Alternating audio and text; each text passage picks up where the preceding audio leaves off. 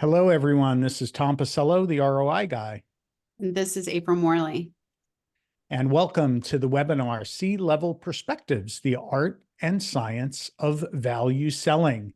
And joining April and I today are two special guests. First, we have Boyle. He is the CEO of Caveonix. And for those of you not familiar with Caveonix, they are in the risk and compliance management space. A really interesting, fast and growing space in the security realm. And Ish is a fairly new CEO of this growth firm, Caveonix. So welcome. Thank you for joining us, Ish.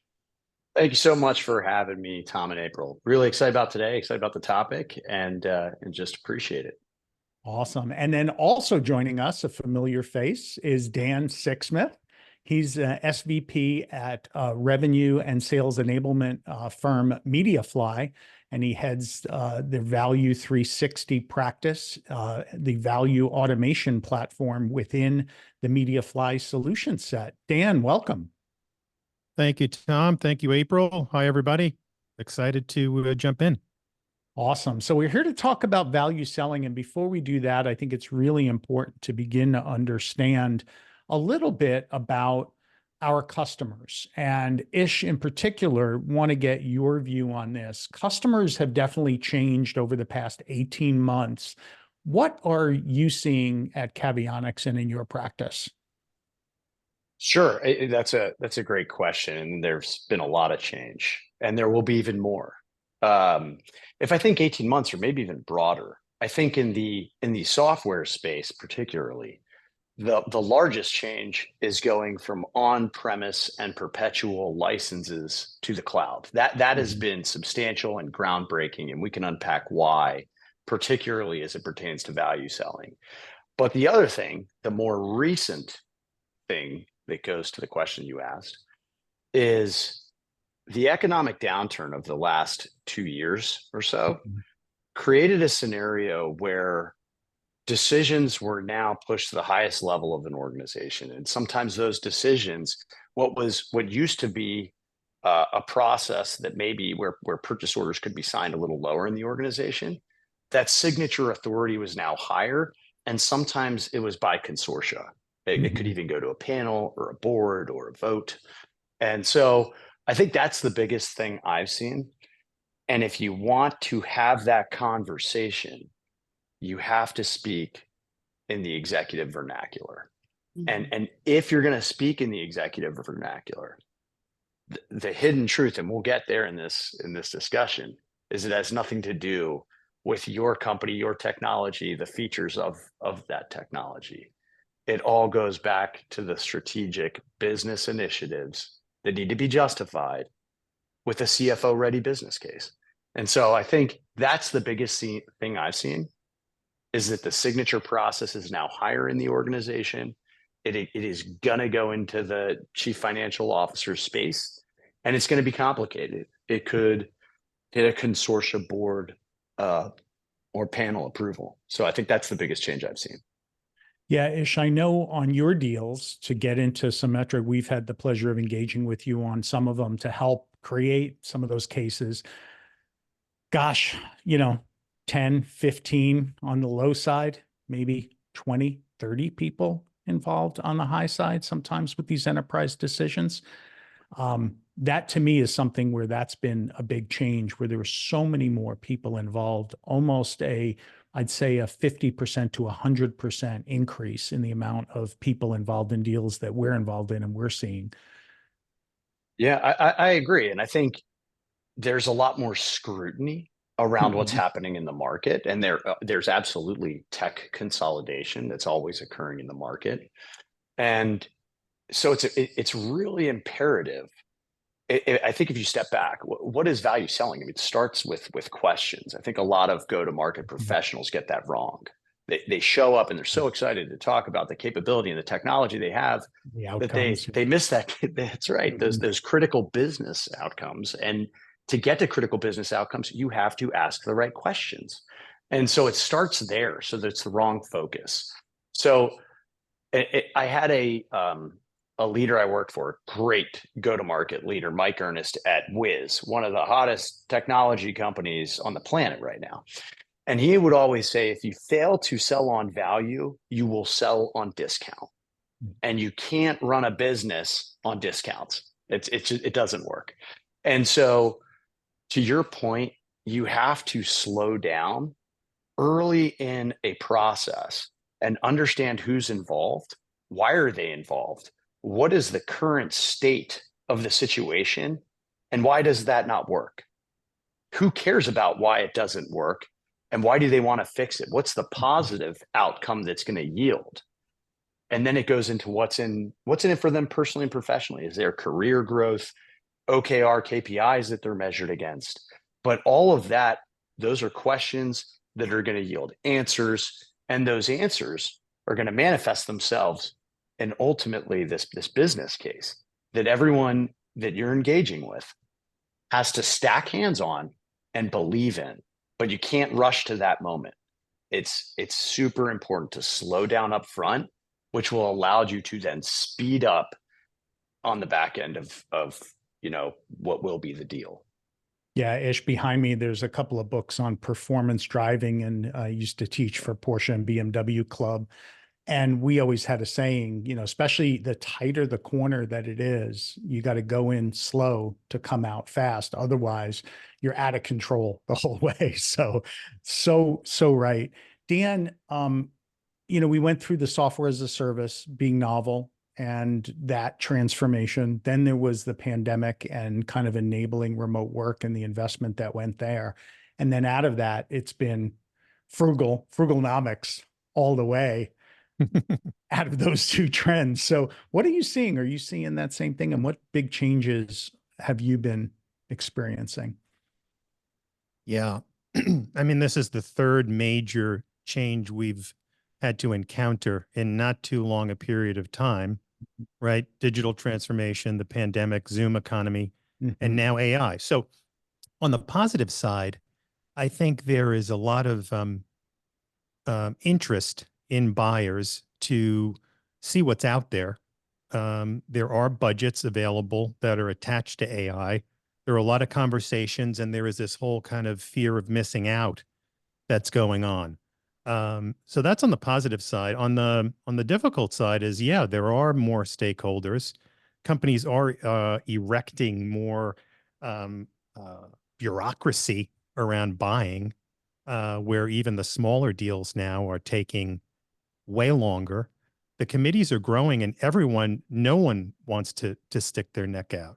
So there's this whole element of risk aversion, so all the more reason why. So what does that leave us with? That leaves us with a lot more pressure on sales today to engage way more effectively. And what we're seeing is sellers doing the same old, right? So the expectations on sales have increased dramatically. Buyers expect, so, we've heard buyers are doing all this research and, before they get to sales, but yeah, and they also expect the sellers to be doing all this research on them so that there's a fruitful conversation. But what tends to happen is the sellers are not at the same place. They're not delivering value, and, the opportunity is fizzling out. So personalization is huge. How do we personalize the conversations to these 13 different people, right? Not only identify them, but what the heck do they care about? How am I going to engage with them? Who is the champion? Who is the decision maker? Who has influence? A lot of work that needs to be done today by the sales teams, the multi-threading that we've heard about. Not only who are the stakeholders, but in what order, how should we get to them? How do we orchestrate? So sellers as orchestrators now, who do I bring in from my side and at what time? And how do I get this deal over the line? So it's really gotten very involved. And you've really got to be, a student of what's going on. And then the last point is, as sellers, are we staying on top of the new AI solutions? It's not acceptable to just kind of sit there and, wait for your company to hand you something. You've got to be out there proactively looking at these new tools and maybe using them on your own to give yourself an advantage, because, if we don't, we could potentially be left behind. Yeah. Dan, one of the things you said, the fear of missing out, has been replaced. We tend to think it being replaced with FOMO, with FOMO, the fear of messing up as a buyer. Yeah. I mean, without a doubt, right? And look at all the rifts now, right? Layoffs are prevalent. So do you want to go out and stick your neck out and take a risk on something that might not work? So what we're starting to do is we're starting to bring in the post-sale success teams and implementation teams to have this conversation, to start to paint the picture for the buyer. Here's the people you're going to be meeting. Here's what it's going to be like. Here's what we're going to do. Hand-holding versus, yeah. And we said on our last podcast episode we did, Tom, that there's a lot of regret now, buyer's remorse, so it's really, really tricky out there. Something you mentioned, if I can just jump in, Dan, which I loved, is I mentioned before we got onto this call that I was just at the conference, and I was talking to a number of CIOs and chief information security officers as well. And they were saying more and more, they need to be able to speak in the business vernacular. It's not just about talking technology inside the C-suite as they meet internally or with their board. They need to be able to do this. So what sellers need to realize is this is helping your executive who's going to own this initiative carry the message forward, but also expand their influence inside their own company. So I think it's a critical point, and more chief information security officers and CIOs are realizing that. And that's also how they're going to grow their career and step on boards and take on larger roles. But it was a great point, Dan, that as you were talking resonated with me. Yeah.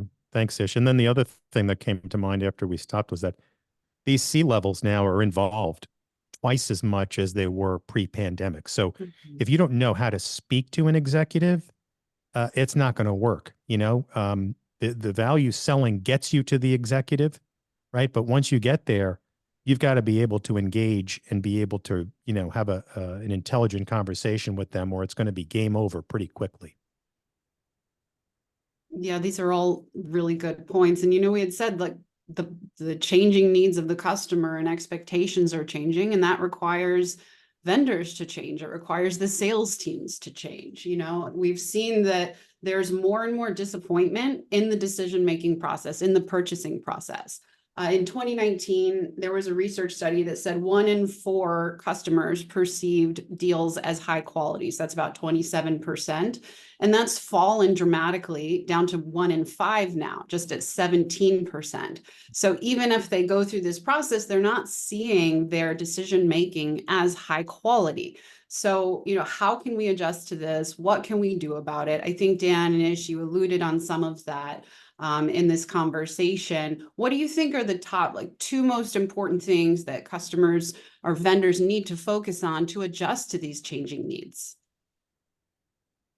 I'll throw out one that as you were throwing out those data points, it's amazing. I'm not surprised, but I think people try to talk about value too late and as a moment in time in their entire sales process.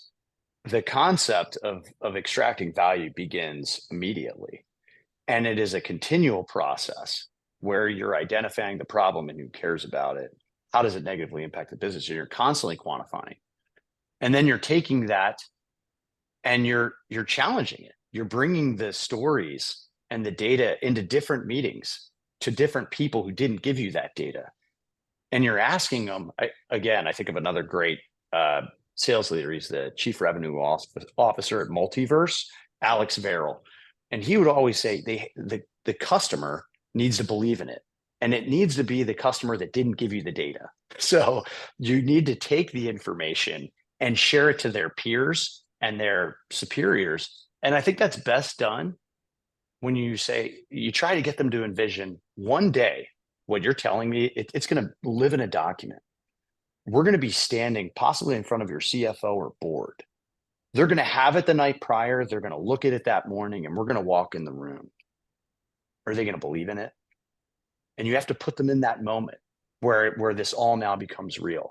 And if you don't start introducing this concept early in the sales process and continually talking about it, then you'll get to the end of the sales process and you're going to have discounting, or a customer doesn't see the value, or they're left upset or surprised.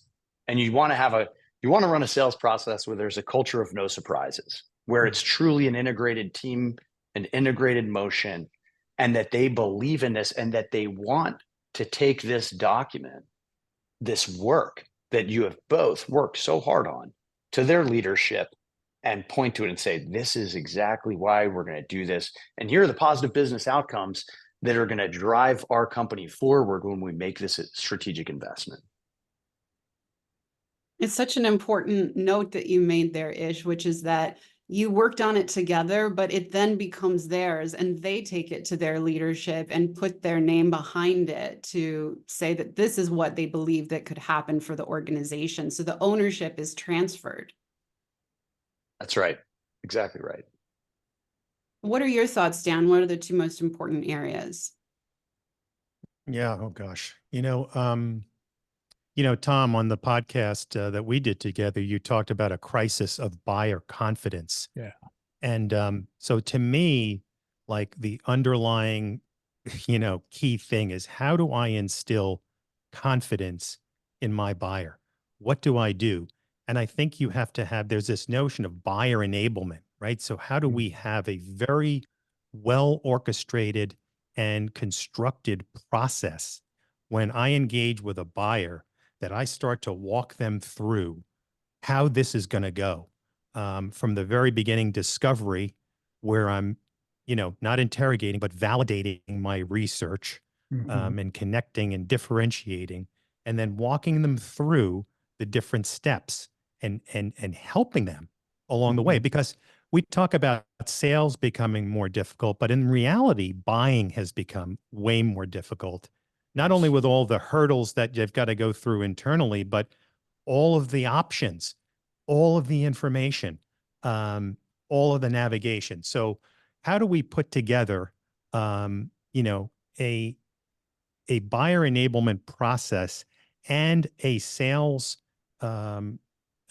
executive who is going to instill confidence, who, number one, believes in themselves, believes in their solution, comes across like, we know exactly how to do this, we've done this a million times, and leading that buyer through, I think is super, super key. And then the last part is, I see a lot of validation, peer validation, right? So how do we, at the right time, bring in those case studies, those referrals, those references, folks who have already been out there and can vouch for you, because there's only so much you can talk about, but then it's really in the results, and what you've achieved with similar type of buyers.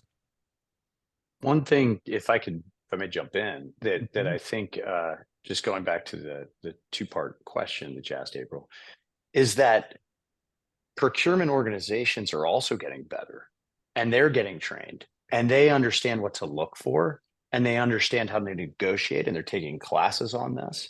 And so you need to show up incredibly prepared, because their job is to negotiate the best offer. So the negotiation it's going to be a two-way street. So you have to have something that's defensible, so that you're ready to kind of get in the arena and have a good discussion.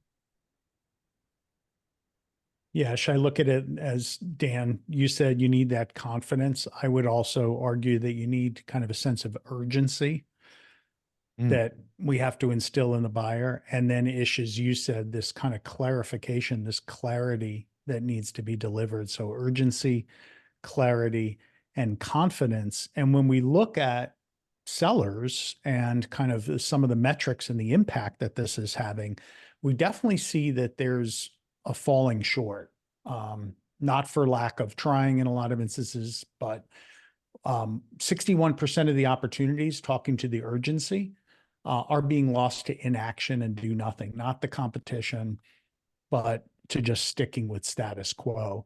And that's remained fairly constant. There was a dip maybe a couple of years ago in it, but we're still facing this issue where you've got to be able to deliver and inspire change within the buying community. Second from Pavilion is another incredible metric. So Pavilion's the group of CROs and CMO revenue go-to-market leaders, and they surveyed their community. 70% of sellers over the past 12 months, they failed to meet their quota goal. And I think probably the most challenging of all that Ish may keep you up at night is 83% of sales leaders report that sellers are struggling to adapt to some of those changing customer needs and expectations. And that was just reported at Gartner's CSO conference maybe 2 weeks ago. Ish, talk to what you're seeing in terms of seller maybe shortfall on some of these, and kind of how you inspire your team to change and to kind of get on board with some of these new skills and new capabilities. Sure. If you get into the shoes of a seller, you know, they're joining a company and they're excited about the technology. That's that they're enamored by that the total addressable market. And so they go there because they see that this could be impactful and solve a problem. But most of their time is spent, especially early on at that company, training and learning to master the message and to deliver an effective value proposition on the message. And so they're really focused on what they do. And it kind of goes back to our first point. They want to go in there and demonstrate this mastery of message, but the real mastery is in the discovery, is in the questions. And I think it's an age-old problem that we see in sales all the time, where you need to go in there and really unearth what's that business initiative. And you've done, to Dan's earlier point, you've done the research. You've earned the right to ask the questions because the research is readily available about the company and about the person you're meeting with. It's all online. So you can be incredibly informed and ask great questions that unearth a bunch of data and problems that they're ultimately trying to resolve. And then I think at that point, you quantify that and you keep quantifying it. I think, making a second point, most people think they have really good data on why someone should change, but then they haven't challenged the information that they've received. So you have to keep challenging the data that you've received and validating it. And I always think of build, test, and leverage. So you're investing in people. You've earned the right to ask the question. You're kind of like building them up in the org. You're finding what's in it for them personally and professionally to move this initiative forward.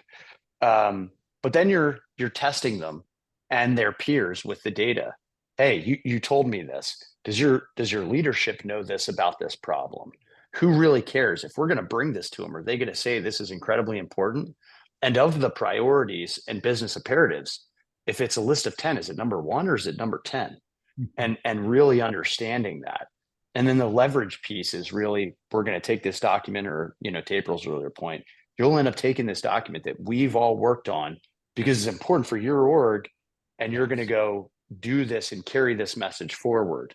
But it's important because it's for the business and this person's personal, professional win or organizational win. I think those are the two things that jump out at me. Yeah, Ish, that you mentioned this kind of alignment that you're getting with the customer, and also that the customer may be getting across the buying committee, and that's so important. It's really building, we've heard a couple of interviewees say this, a mutual success plan right from the beginning, right, with the customer. Dan, talk to that a little bit. Yeah, I mean, for sure. I think, going back to the research for a minute, quota attainment is struggling. Well, there's one big factor too. I think the revenue goals are out of control. Quite honestly, the pressure on companies today to grow is enormous. They're passing that on to sellers, making it really, really tough. So I can understand certainly how those numbers are challenged. Yeah, mutual plans. I mean, I was talking about that a little bit earlier, but it's got to be something where we work together with the buyer. We go through the different steps, and value selling is the only way to do this when you think about it. Tiffin Dano Kwan, who is the CMO of Amplitude, wrote an article calling that and saying, we are in the value economy era. And she's right. I mean, it's the only way to do this. And as Ish was saying, it starts with discovery. And it's almost like we have to, it's almost like we have to hire journalists and investigative reporters. Like, you've got to peel the onion back. This is not ask a question and then fly on to the next meeting. This is like getting under the covers and really seeing if this is an opportunity. And is this, like Doug May said on our interview, is this a challenge worth solving? Is this a pain worth solving for the company? If it's not, there's no deal here, folks. You know, so there's a lot of this in qualification and asking the right questions. And I think that's going to set the stage for where we go with the rest of the process. And then, Tom, you talked about urgency. You know, that's where we talk about, here's the challenge. And then the next phase is, well, what happens if we keep doing what we're doing? And we see that not enough sellers put that kind of risk back on the buyer to say, hey, did you realize that there's more risk in doing what you're doing today than to just, you know, spend money with me? Because not only from a financial point of view, but from a kind of risk of your own job. And we don't want to be fear mongers, but we have to have that conversation. And then what we see is suddenly these, you know, need to have conversations turn into must have. So that early work, as we're all saying, is so pivotal, and it takes time, but it'll help us, you know, later on as we get to the end of the road. I love the concept of the mutual, I call mutual activity plans. And, you know, what I've learned is that the key word is the mutual. We're not building in a vacuum. This is a plan that we all believe in, and we're going to stack hands on it, and we should meet regularly. And when something in that plan changes, the first question is why, and where did that come from? Because as we think about the value selling and the collection of this information, and to Dan's point, is this a problem we're solving? Maybe someone in the org just changed the plan, right? When the plan changed, who changed it? Maybe they don't believe this problem is worth solving, or something took a higher precedence.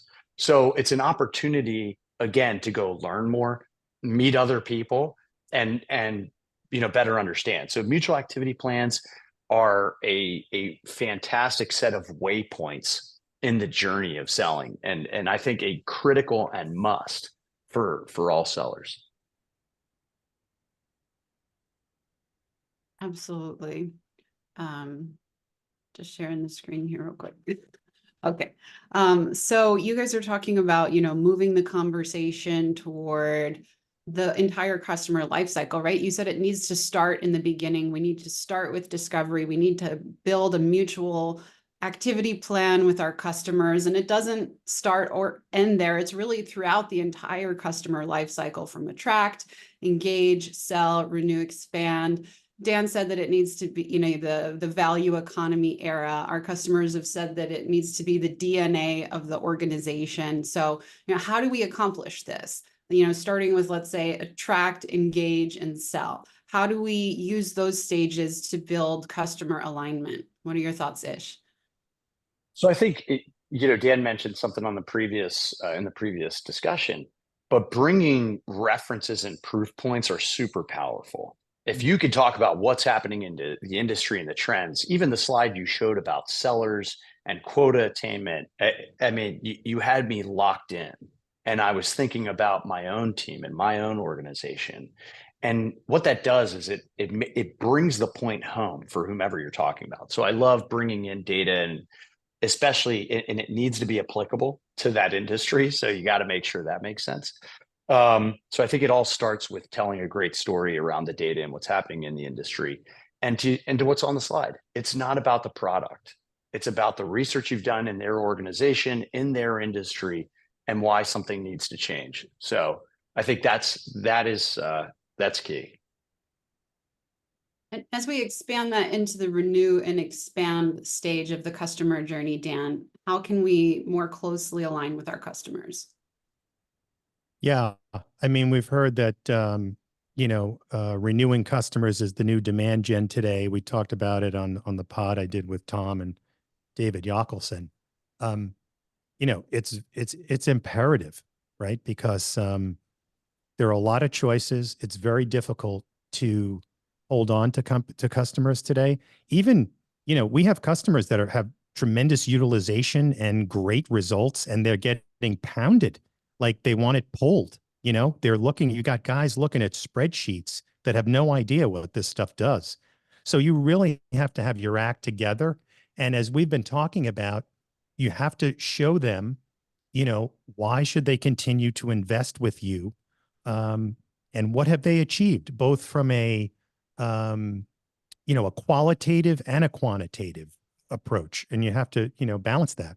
What KPIs have we hit? You know, what strategic goals have we helped you to achieve? Are these still the same challenges that you're, you know, encountering? And then let's do the numbers. You know, here's what you invested, here's what we returned, and here's what we're proposing. So customer success leaders need to be able to have that conversation. Again, it's buyer confidence. Right now we're switching from, you know, we were fighting the status quo pre-sales. Now we love the status quo. Now we're telling you, here's why you should keep doing what you're doing and keep investing with us.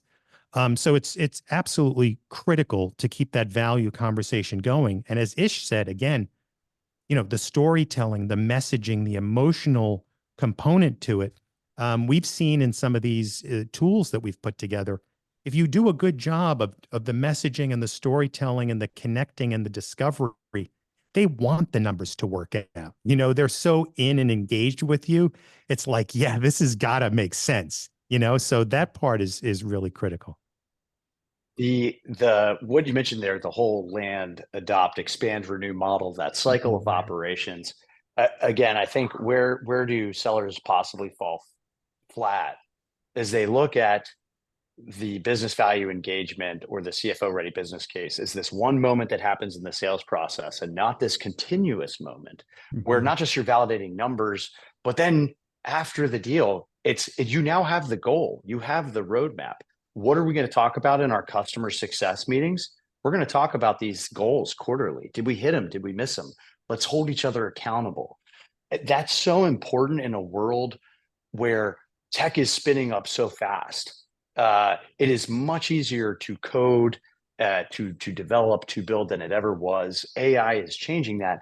And so I'm seeing technology companies build rapidly, you know, through one of our venture firms that I'm associated with, First In Capital. It's amazing the depth and scope of early technology that can be built and be competitive to the market. So you have the fact that tech is spinning up faster, so you really need to defend your position, but also the legacy competitors are giving away capability. They'll just throw, if they are a large behemoth, publicly traded org, not uncommon to see them just say, hey, listen, we get it. And that's why we're going to give XYZ thing to you for free. So how do you defend against free? You have to have a great story. You have to have someone who cares about it and a compelling message and why it matters. And that's the only way you're going to win. So, you know, I think that's the one thing I've seen that I don't know if we've touched on yet is there's a lot of larger companies that are seeing this threat and they're trying to just drive, you know, expansion by throwing something in for free. Yeah. Such a great point, Ish. And I think it speaks to that a customer is in a constant state of evaluation. Even if they purchased a product, they're now in the evaluation of, are they getting the value from it? And as you mentioned, competitors are coming in and trying to steal back the customer, and they're having to evaluate these options even as they're deploying and leveraging another technology to see where the most value could come from. So it's an ongoing customer journey of considerations of what is the next right step and next right action to take my company in the right direction. What are your thoughts on how companies can respond to that as a customer is, you know, being communicated with these large vendors and there's new competitors coming up to play? How do they stay competitive in that journey with their customers? So every company wants to be at the technology forefront. they want to be right there where the world is changing and be a part of that change. However, that change creates risk. And so our job is to help them navigate that risk, calculate it, measure it, so that they can make the right decisions and say, you know what, we've mitigated these risks. This does make sense. Here are the proof points, the data points. These are other folks in the industry that this organization is working with, and it's collectively tied together. So I think it's easy for an organization to say status quo, to not change. That's easy. The job is to talk to them through, well, if you don't change, here's what's going to keep happening in the org. So it's mitigating risk, but it's tying this to velocity and speed to market for that organization, and the regular measurement of it, and the constant communications around that. So I think that's the job of sellers today. It's more complicated. And here's the other thing: the buyer's informed. They're also going to take the risk and everything that you look at them, and they're going to try and challenge this business case throughout the process. That's a great thing. One of the slides you had earlier was we talked about seller's fear. You have to look at this and put yourself out there and say, I want you to tear apart this business case. This is designed for you to be successful. If you don't believe in it, then we're going to throw it out. We're not going to just generate a PowerPoint or a document. We're going to do something that you believe in. I want you to tear it to pieces, because I want your company to be at the technical forefront. I don't want you to be the status quo that gets left behind. I want to be a part of your journey, this journey of this company, as you go into the next era. And I think that's what's critically important here.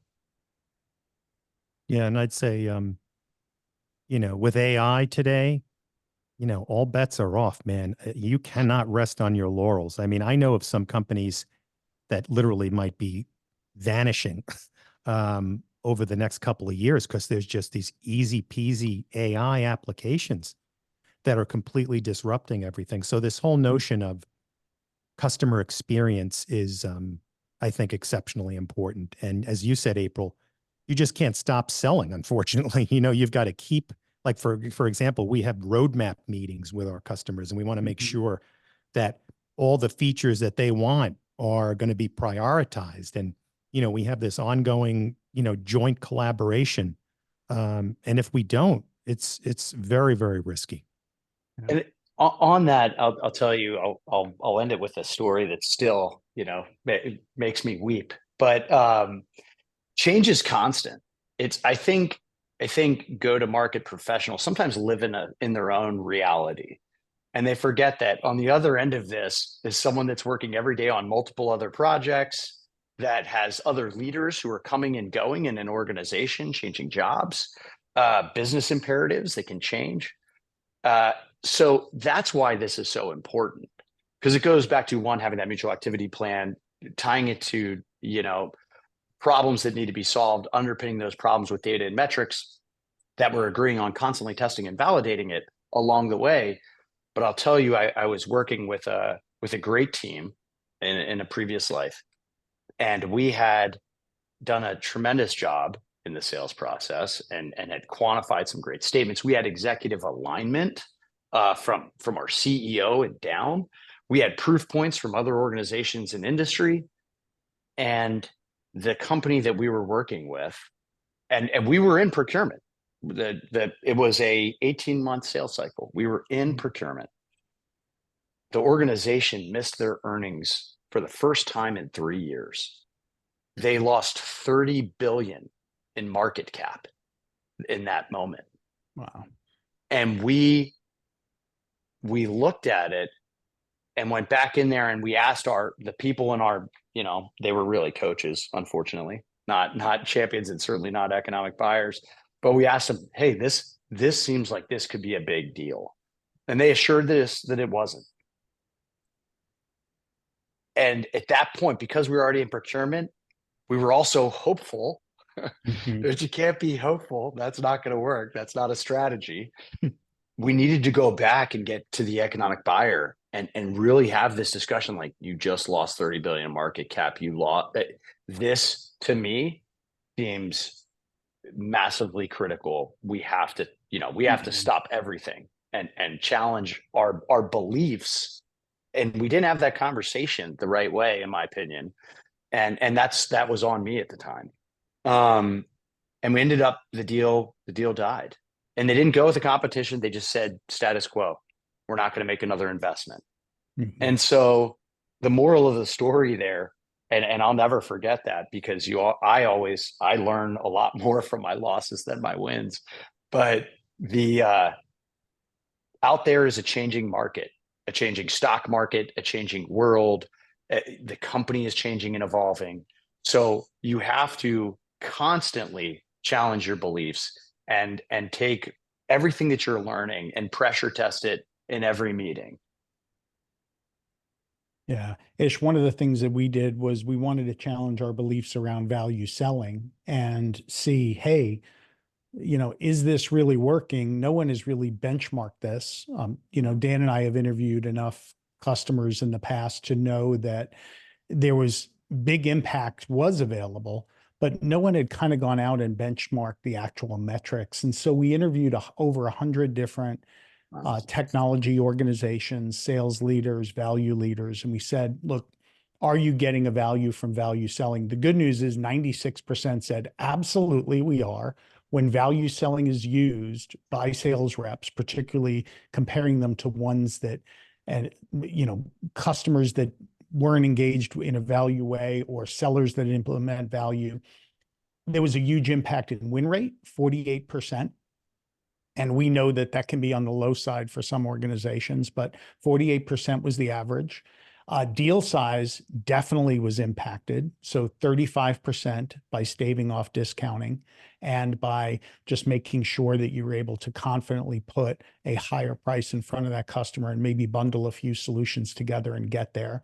And then finally, sales cycle, where some did report that sales cycle elongated a little bit, but that on average, you could actually accelerate that 25%. And, Dan, we know that this one is important because Yokelson just told us Gartner's latest figure has the average sales cycle-ish, not too different than that big enterprise deal you spoke about, like 17 months out. So, Dan, what are you seeing in terms of metrics and value selling? Yeah, I think the other spin on these numbers here, Tom, which is, first of all, amazing. We're able to start to move that middle 60% of sellers that struggle, right? Now, in some of the conversations we've had, you have sellers that were way behind in meeting quota who are now catapulting up into accelerators. Right. And that's the biggest challenge that these sales leaders are trying to do today. Right. We know that the best ones always figure it out.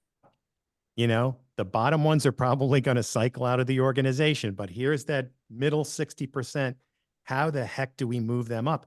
And value selling is the way to go. So, the win rates going up are really, really impactful. And then, the cycle times are tricky, but I think that at the end of the day, the win rates are really important. And then the discounting, the whole discounting conversation. I mean, discounting doesn't move the needle at all, hardly. No.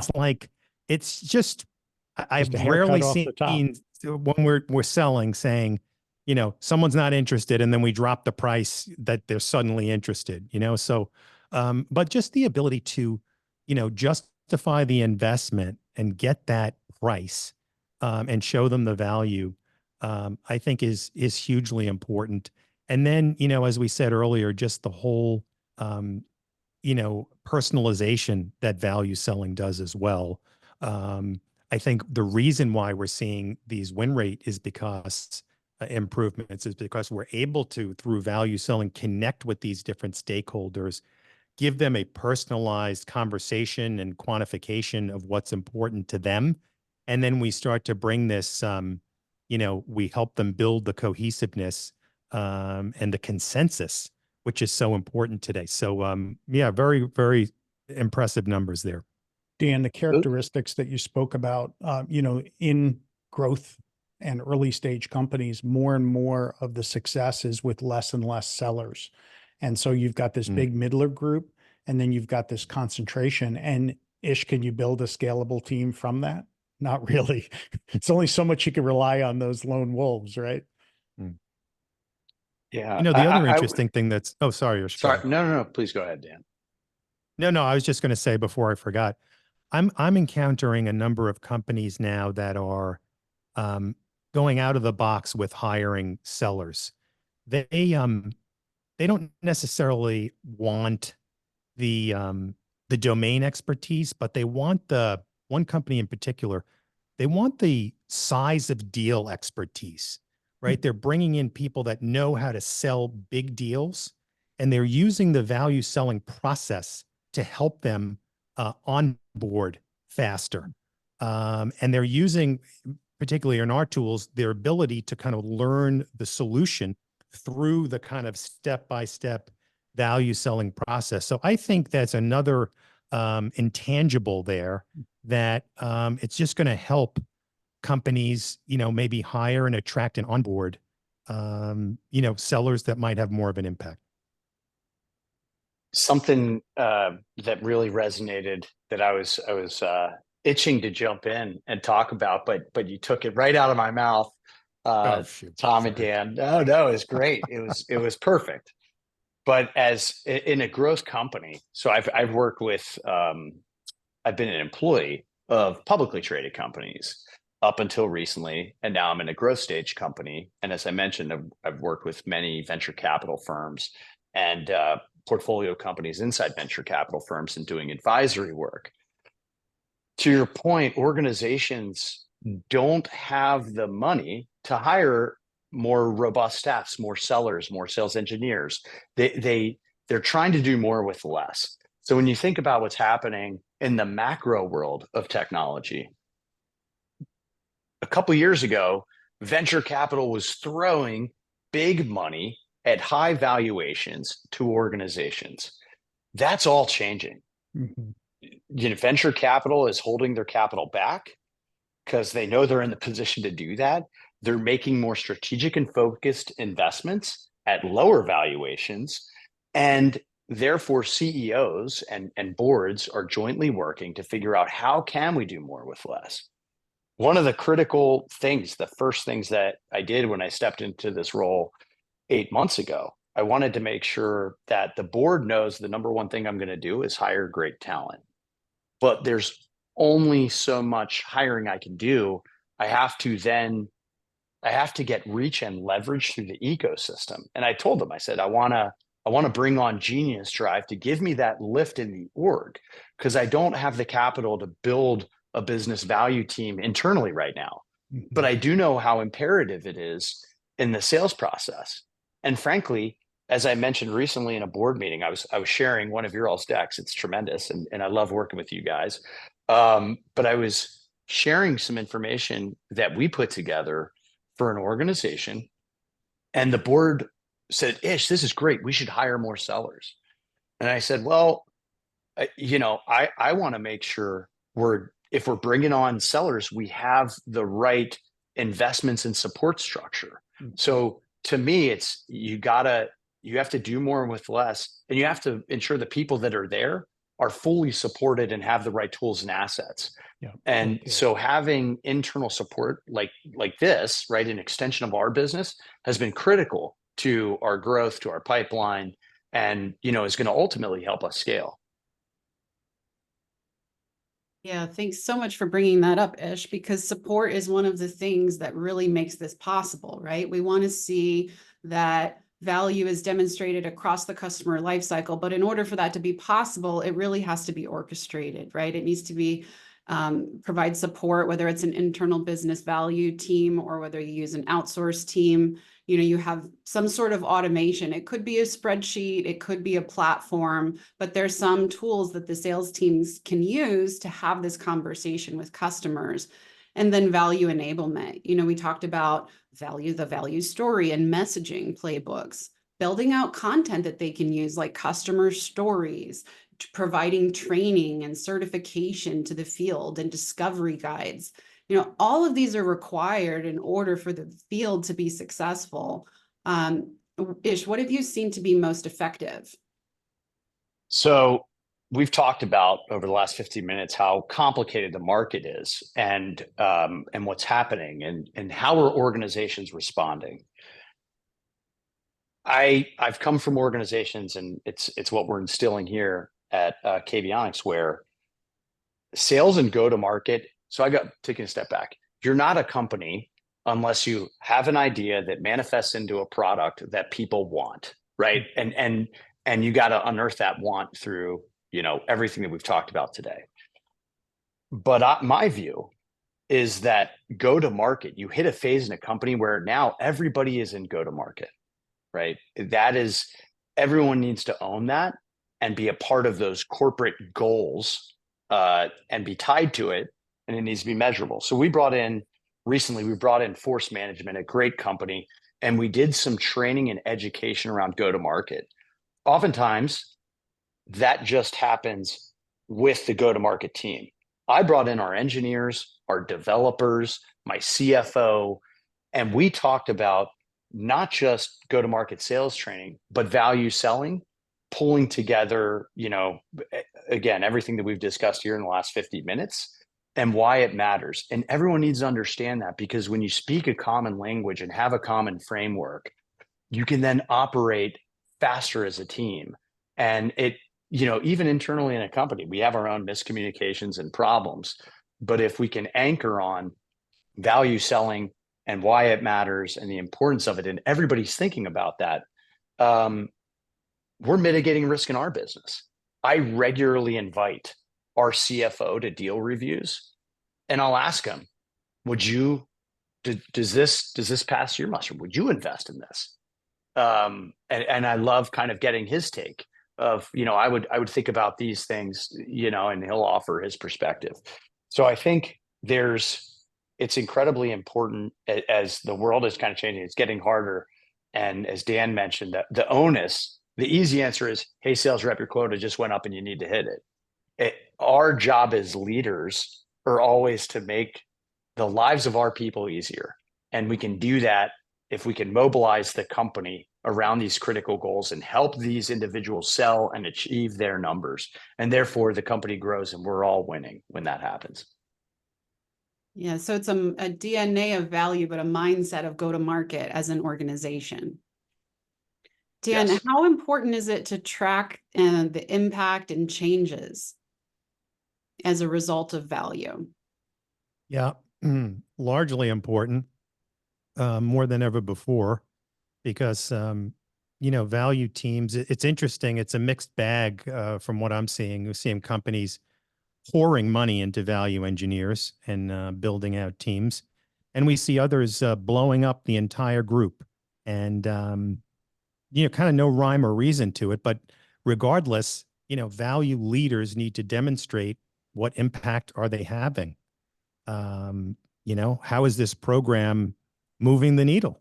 You know, so that's where, you know, we've gotten involved with a lot of companies. We're able to help them demonstrate the impact on win rate and cycle time, you know, and deal cycle, and be able to quantify, you know, so they can go to their senior leadership and say, yeah, we need to grow. We need more people, or we need more investment. And that's the way, you know, that's the way it works. So the numbers and the validation is incredibly important. The other thing that you mentioned, which is really important, is the whole enablement thing. And, you know, working with some companies, it really takes an effort, ongoing, like concerted, never letting up effort. This is not flip things over the wall and check back in 3 months. The people that are doing it well are like really like selling the hell out of this, and putting out content and bringing people together and bringing in outside speakers. That's the only way it's going to work, you know, and then lobbying with the leadership to make sure they're bought in. Like, you really need all hands on deck for this really to take off, I think. I love that point, because I think so often, if you even step back and you think about your life and your own personal health, at some point, we've probably all had a health issue, sick, you don't just say, well, I guess I'll wait till my next doctor appointment. You start looking at everything you're eating, doing, sleeping, and you're measuring it, and you're making changes and pivots. And I think the same thing is true what Dan said. It takes a mindset of everyone looking at what they do in the business, believing in it, making the right tweaks to make this really come to life and work. You can't just throw it over the fence. It can't be a click box in Salesforce. You have to have training and rigor and focus on this, to if you didn't have it before, fix the problem in your company and make it come to life so that you can get accelerated deals, more qualified deals, grow deals that are growing. So I totally agree. It has to be a company imperative. It starts at the top and it needs to be reinforced consistently in all the various meetings and that an organization has. Totally believe in it. Yeah, we had one CRO say when one of the sales leaders asked them if they should be using value selling in business cases, he said, yes, use them only in the deals you want to win. So, That's a good point. it's like, that's it, man. On that note, guys, we have filled up a full hour and we still have a lot more to go. So Ish, we'll have to get you on a podcast, and Dan, hopefully we'll get on a podcast again here real soon and continue the discussion because we are not even close to being done. April, thank you so much. Ish and Dan, our valued guests, thank you so much for being on the C Perspectives webinar with us today. Thanks so much. Thoroughly enjoyed it. This was Thanks great. so much. This was awesome. Great, guys. Really enjoyed Loved it. And we'd love to for you to visit geniusdrive.com, download that research. It's got some great figures in there. One of the things that we didn't get to was adoption, and how critical those three elements are to it, because the results only had a 19% adoption. And then for every 10% of additional adoption you get above there, Dan, you can get another 10% of revenue. So shows to where if you can prove and justify those increments, how value it is, and how it needs to be a full-time job to promote value, because growth, your performance, your success can come almost just from that. Absolutely. Thanks for the time, April, Thomas. Great to see you again, Dan. Great to see you. Thank you. Appreciate it. Thanks, everyone.